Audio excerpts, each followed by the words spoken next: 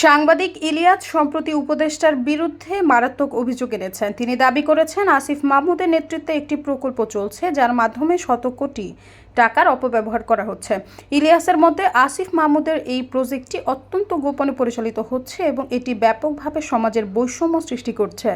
ইলিয়াসের অভিযোগ অনুযায়ী, নাগরিক পার্টির যুগ্ম সদস্য সচিব আলাউদ্দিন মোহাম্মদ একটি বাসায় বসে ঢাকার উত্তর ১২৯টি ওয়ার্ডের স্থানীয় প্রশাসকদের ইন্টারভিউ নিচ্ছেন। এই বাসাটি মহাখালী ডিওএইচএস এর ৩১ নং রোডের ৪৬৯ নম্বর বাড়ির তৃতীয় তলায় অবস্থিত। এই ইন্টারভিউ এবং লেনদেনের পেছনে বিভিন্ন ব্যক্তির সরাসরি জড়িত থাকার কথা বলা হয়েছে। এতে বলা হয়েছে, আবু সাইদ লিওন, যিনি আসিফ মাহমুদের একজন ঘনিষ্ঠ সহযোগী, এই প্রক্রিয়ায় জড়িত। এছাড়াও ইলিয়াস আরও অভিযোগ করেছেন যে লুৎফর, যিনি ছাত্র অধিকার পরিষদের নারী নেত্রীর বিরুদ্ধে ধর্ষণের অভিযোগে গ্রেফতার হয়েছিল, সেই লুৎফর এই ইন্টারভিউয়ের সময় নাগরিক কমিটির প্রতিনিধি হিসেবে উপস্থিত ছিলেন। এর মাধ্যমে তিনি প্রমাণ করতে চেয়েছেন যে প্রশাসন ও রাজনৈতিক দলগুলোর মধ্যে গভীর দুর্নীতি রয়েছে এবং কিছু ব্যক্তি এই পরিস্থিতি থেকে লাভবান হচ্ছেন।